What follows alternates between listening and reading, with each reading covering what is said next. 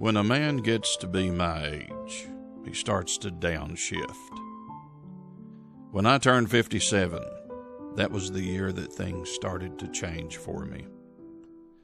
Disabled from a fall, surgeries on my back a few years ago, constant pain that I just have to deal with, because pain medication only works for a year or so before it tapers off.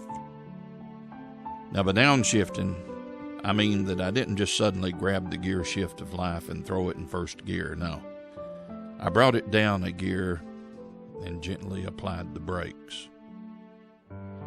I recall sitting on my bed one night, taking one of those memory trips we all take, thinking back on the years and trying to remember something funny that had happened, maybe get a chuckle out of it again.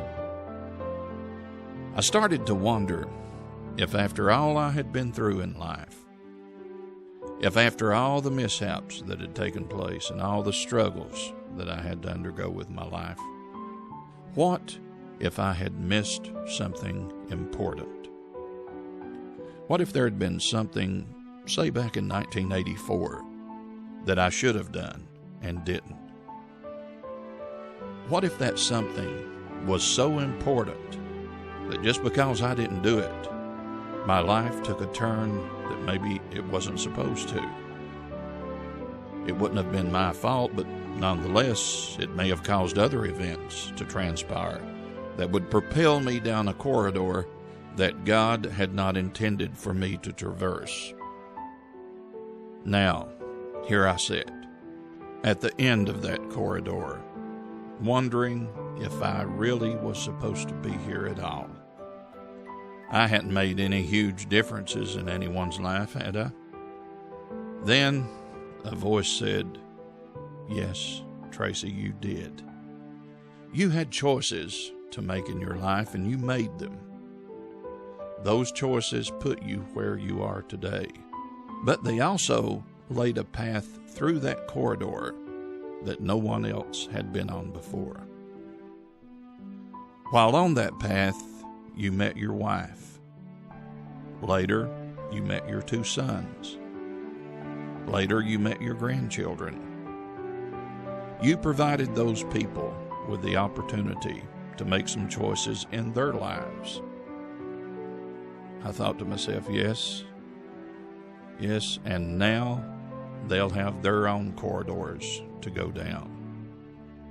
Their lives will impact others, and that ripple effect will go on for generations and generations. Then I started reflecting on what kind of influence I'd made on others. Had I given anyone any inspiration to hold on to their dreams? Had I perhaps said something out of line that made someone think ill of me? Nothing I can do about it now, all these years later. No. So many of the people I had interacted with in years past were now gone. I had one opportunity, and after that, they're gone. The current that flows underneath the bridge of life is swift. It carries our deeds away from us quickly and leaves us to stand there waving goodbye. God provides each of us with opportunities. We have the choice to take on these opportunities or to walk away from them. He knows that our choices are ours alone. We may be influenced by circumstances or by someone else's words, but in the end, we make those choices ourselves. In the end, it's not how much wealth you acquired in your corridor or how many times you donated to a worthy cause. No. In the end, it's how much you have loved. So now, I'm reflecting on how much I've loved those whose lives crossed paths with me. It matters not which choice you made in history, but how you affected that choice. How you took advantage of that choice and created a better life for the ones you love. A way to gauge that love you've distributed is to stop and examine how you feel when someone passes away. If you've loved them, your heart breaks and you grieve. This is a natural part of living. This journey of ours is all too short. That's what we've been told, and that's what we believe. However, I don't think that's so. I think the journey is timed just right. God knows how much time we need. He knows when it's time to call us home. That's when we're going to be judged, and how much love we gave when we walked that corridor.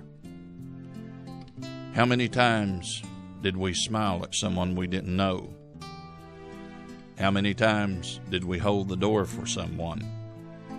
How many times did we hug a friend instead of shaking their hand? When we're young and just beginning that journey, we have little time to think about these things. We're too busy making choices, going about from design to design, making plans for many years of employment, until suddenly we're stopped by the messenger of death, at an hour when we least expect it, and at which we probably conclude to be the meridian of our existence. What then are all these externals of human life? The power of wealth, the pride of intellect, or the charms of beauty, when nature has paid her just debt? I can remember a dear friend of mine who's long gone to his reward telling me when I was younger that there would come a time in my life when friends and family would be leaving me so quickly it'd make my head spin. He was right. Another close friend passed away just the other day.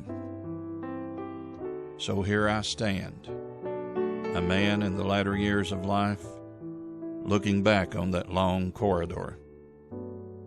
I want so badly to just turn around and run as fast as I can to the front where I first started the journey. But alas, that isn't possible.